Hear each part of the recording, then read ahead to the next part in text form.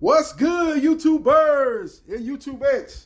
This is JB Sports, back again with another one. 2025 NBA free agency has begun, and the Houston Rockets have signed forward Dorian Finney-Smith, who previously played for the LA Lakers. This is a good signing by the Houston Rockets because Finney-Smith is a guy that is a 3 and D guy, a guy that can shoot the 3 and a guy that can play defense. And that's the type of player that Ducker is looking to add to an already loaded and talented Houston Rockets roster. So we will see what happens and we will see what transpires. Now they also signed one of their own, Jabari Smith, to a 5-year, $122 million contract. Jabari Smith's name was brought up in trade discussions with the Phoenix Suns involving Kevin Durant. The Rockets weren't willing to part ways with Jabari Smith, and we see why, because they just gave him the bag. 5-year, $122 million contract with the Houston Rockets. And just about an hour ago, the Rockets signed forward Dorian Finney-Smith to a 4-year, $53 million contract. Now, this is how I see the Rockets starting five being and the players coming off the bench. I think Udoka will employ a 9-man rotation to start the season out, and that's going to leave a young, developing, promising young player on the outside looking in. I'll get to him later in this video. As far as the starting five goes, we got Alperen Sengun at the center position. You got Kevin Durant, 2-time NBA champion, at the power forward position. You got Tariq Eason. I'm more surprised. I know a lot of people assuming that Jabari Smith going to be playing the 3. He just signed a 5-year, $122 million contract. He said, wait, how a guy making that type of money come off the bench?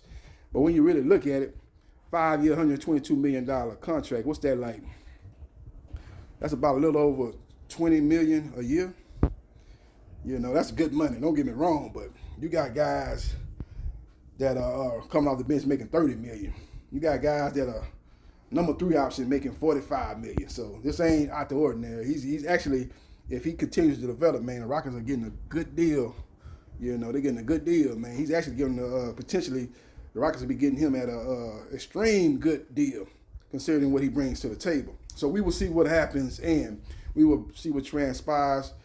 Now the backcourt will be Amin Thompson at the shooting guard position and Fred VanVleet at the point guard position. I think the bench will consist of 4 players, which will bring Udoka what he wants to employ as a 9-man rotation. You got Steven Adams, you have Jabari Smith, and you have Reed Shepherd, and you have Dorian Finney-Smith.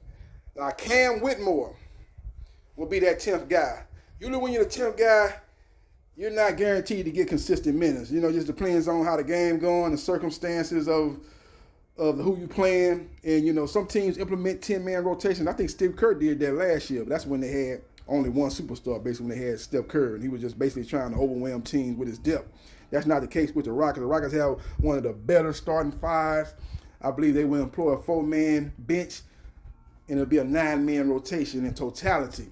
But the 10th guy being Cam Whitmore, a guy that they drafted in the first round a couple of years ago. He might be on the outside looking in. Will the Rockets look to trade him for future assets, or will they continue to believe in him and believe in his potential, as he has a high ceiling?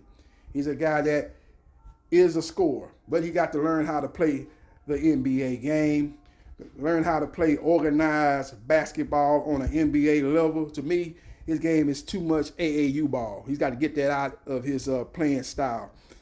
And he's got to learn how to be a defensive player. He don't have to be on the level of Tariq Eason or Jabari Smith, guys that are top-level defenders, but he's got to be at least as good as what Jalen Green was last year, which allowed Jalen Green to thrive and be the Rockets' leading scorer, because he had much improved on defense last year. That's what a lot of people don't want to talk about. He was much improved on defense, which allowed him to put up the numbers on offense and be the Rockets' leading scorer.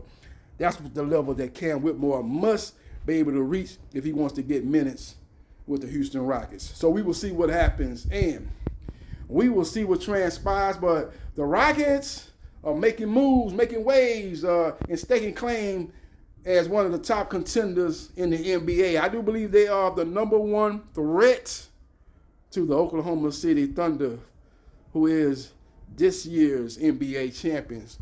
I think they match up very well with Oklahoma City. Oklahoma City is very strong on the perimeter, and the Rockets are very strong on the perimeter and have elite level defenders. You add Dorian Smith to Tariq Eason, Jabari Smith.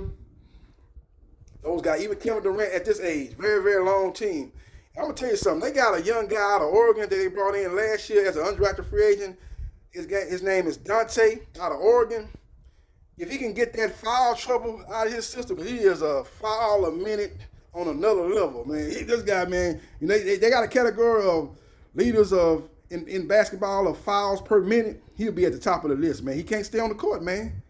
You know, he make my boy over there in the New York Knicks, O'Towns is a foul prone too, man. He make him look like he Michael Jordan in his heyday, never fouling out. Never fouled out. I don't remember a game Michael Jordan fouled out. That's how bad Dante is as far as foul prone.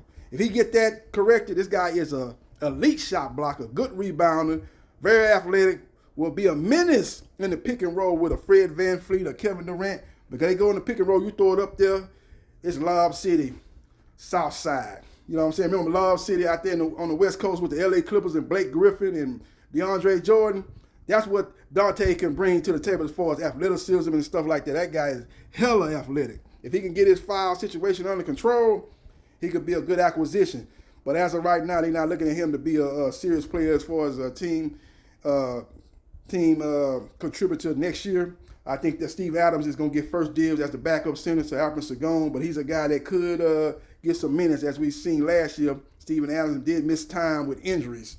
He started the season out hurt, and he didn't get into the rotation until towards the middle of the season, and he was a big contributor in the second half of the season and in the playoff matchup versus the Golden State Warriors. So we will see what happens, and we will see what transpires. Let me know in the comments section, you think the Rockets are the number one threat to the Oklahoma City Thunder? I actually think they match up better with Oklahoma City than they do, in my opinion, the third best team. The third best team is the Denver Nuggets, especially if they're able to get them a bench. But they would have a hard time with the Nuggets because of Joker. They don't have nobody that can match up with Joker. Sengun, he done got better on defense, but he can't guard Joker. You got elite defenders, elite post defenders that can't do nothing with Joker. They would have a hard time with him.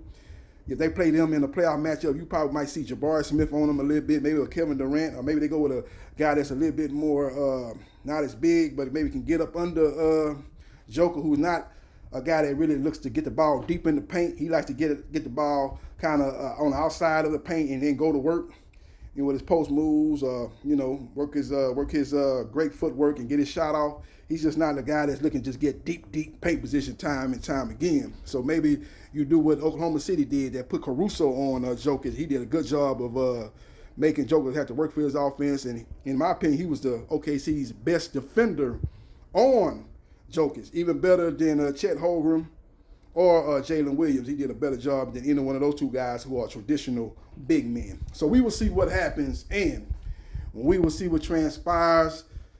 Follow me on Facebook, Gerard Briscoe. Follow me on TikTok at JB Sports. New media, follow me on Twitch at Briscoe, MA77071. Follow me on my YouTube channels at JB Sports, The Man, The Myth, The Legend, 9656, and at JB Sports, The Man, The Myth, The Legend, 8000. And like, share, and subscribe to JB Sports, The Man, The Myth, The Legend, and I holla.